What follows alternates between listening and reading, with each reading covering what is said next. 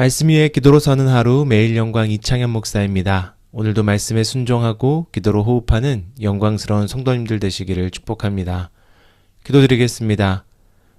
이 시간 주님의 말씀을 읽을 때 성령님 오셔서 밝혀주소서, 눈을 열어 보게 하소서, 귀를 열어 듣게 하소서, 마음을 열어 깨닫게 하소서, 깨달은 말씀대로 살게 하소서, 오늘도 생명의 말씀으로 채워주소서. 예수 그리스도의 이름으로 기도드립니다. 아멘.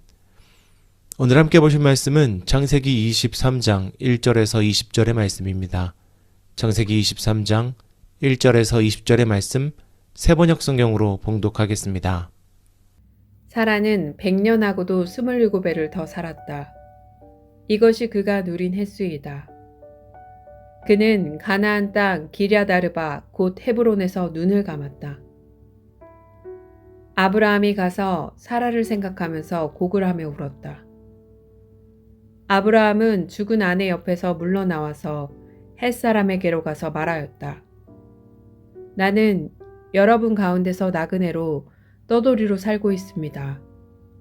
죽은 나의 아내를 묻으려고 하는데 무덤으로 쓸 땅을 여러분들에게서 좀 살 수 있게 해주시기를 바랍니다.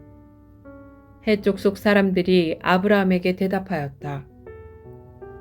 어른께서는 우리가 하는 말을 들어보시기 바랍니다. 어른은 하나님이 우리 가운데서 세우신 지도자이십니다.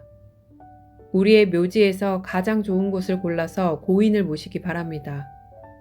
어른께서 고인의 묘지로 쓰시겠다고 하면 우리 가운데서 그것이 자기의 묘자리라고 해서 거절할 사람은 없습니다.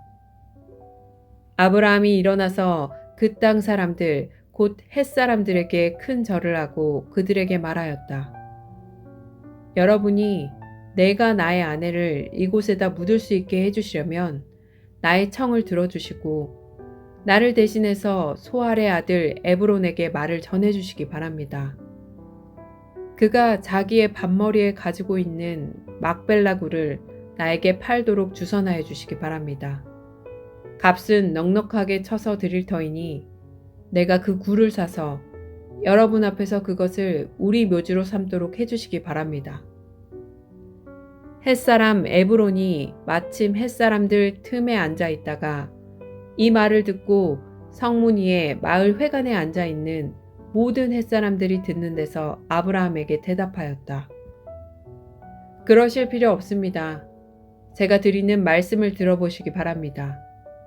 제가 그 밭을 드리겠습니다. 거기에 있는 굴도 드리겠습니다.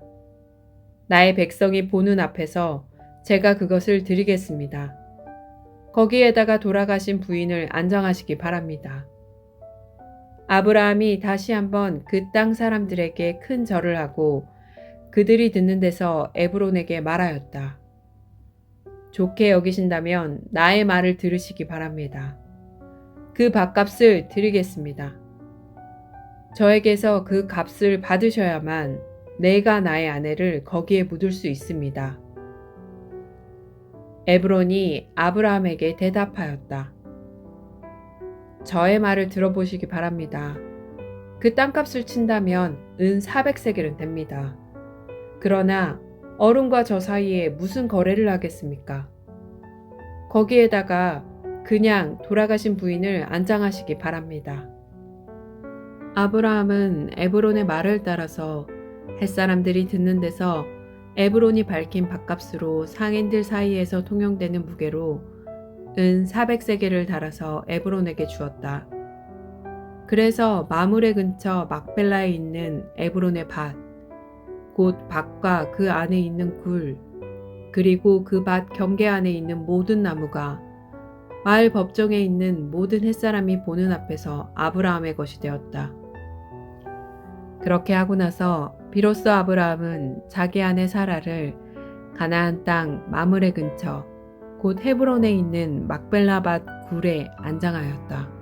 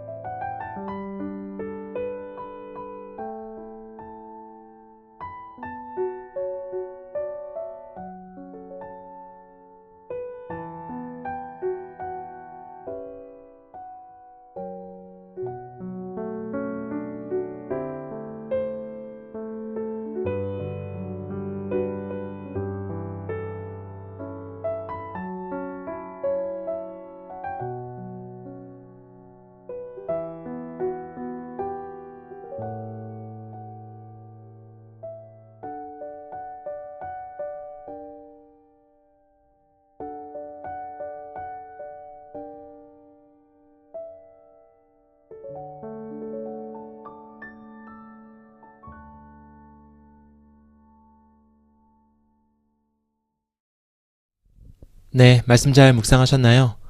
오늘 말씀은 아브라함의 아내 사라의 죽음과 그녀를 장사한 이야기입니다. 사라는 127세에 세상을 떠났고요. 아브라함은 그런 그녀를 위해서 장사할 땅을 구하러 햇사람들을 찾아갑니다.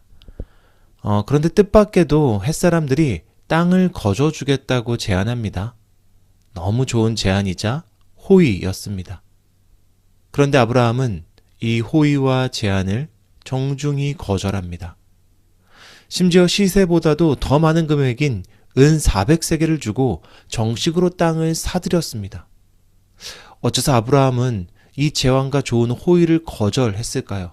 왜 그렇게까지 해야 했을까요? 아브라함은 하나님이 약속하신 땅, 그 땅을 사람의 호의에 기대서 얻고 싶지 않았던 것입니다. 사람의 호의라는 것은 어떻습니까?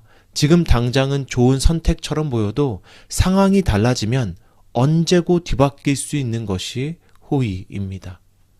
그래서 아브라함은 한번 확정되면 누구도 뒤집을 수 없고 어떠한 상황에도 물을 수 없는 확실한 소유권을 구입하여 가져온 것입니다. 물론 그렇게 얻은 땅은 하나님께서 약속하신 지경에 비하면 아주 작디 작은 조각에 불과했을 겁니다. 그런데 또한 분명한 것은 그 작은 땅일지라도 하나님의 약속이 처음으로 최초로 실현된 자리이자 결코 빼앗기지 않는 약속이 시작된 자리였다는 것입니다.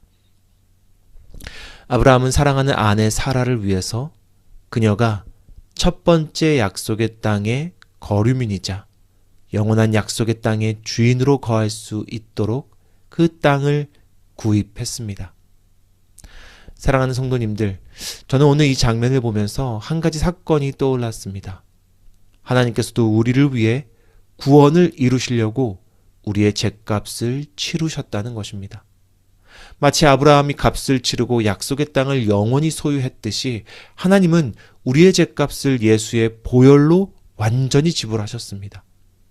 그렇게 우리를 구원하셨다는 것은 상황과 조건에 따라 흔들리는 것이 아니라 영원히 흔들리지 않고 누구도 빼앗을 수 없는 참된 진리입니다. 물론 마치 아브라함이 구입한 땅이 작은 무덤에 불과했던 것처럼 때때로 우리는 그런 사실을 알면서도 나 자신이 너무 작고 연약해 보일 때가 있습니다. 그러나 기억하십시오. 우리는 하나님께서 핏값으로 사신 존귀한 존재이며 구원받은 천국 백성입니다. 하나님의 구원으로부터 시작된 이 진실은 결코 흔들리는 법이 없고 누구도 빼앗아 갈 수 없습니다. 그러니 주님이 핏값으로 사신 영원한 소유임을 기억하시며 하나님의 자녀라는 정체성으로 오늘 하루도 진실하고 품위 있게 살아가시는 거룩한 삶의 예배자 되시기를 주님의 이름으로 축원합니다. 우리 기도드리겠습니다. 사랑과 은혜가 충만하신 주님 감사합니다. 오늘 우리에게 말씀을 주시고 사라의 장례를 통하여서 우리를 주님께서 핏값으로 사셨음을 기억하게 하시니 감사드립니다. 주님, 아브라함이 그 작은 땅이지만 사람의 호의가 아니라 그 소유권을 가졌던 것처럼 우리는 주님께 소유되었습니다. 핏값으로 우리를 사셨습니다. 우리가 그 사랑에 매여 있으니 우리가 이 땅 가운데 천국 백성으로 하나님의 자녀로 존귀와 영광스러운 존재로 살아가도록 우리를 인도하여 주시옵소서. 그 사랑에 매어 있음을 늘 기억하게 하옵소서. 그렇게 하루하루가 하늘의 품위를 드러내는 거룩한 주의 백성 되게 하여 주시옵소서. 이 모든 말씀 우리 주 예수 그리스도의 이름으로 기도합니다. 아멘. 네, 오늘도 말씀 함께 우리 화면 보면서 기도 제목으로 함께 기도 드리겠습니다.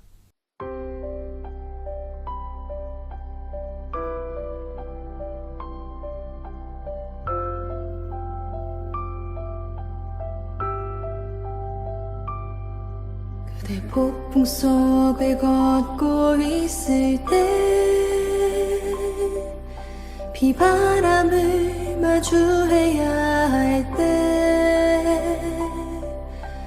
불빛조차 보이지 않아도 그 그대 혼자 걷지 않을 거예요. 두려움 앞에서 하늘을 보아요.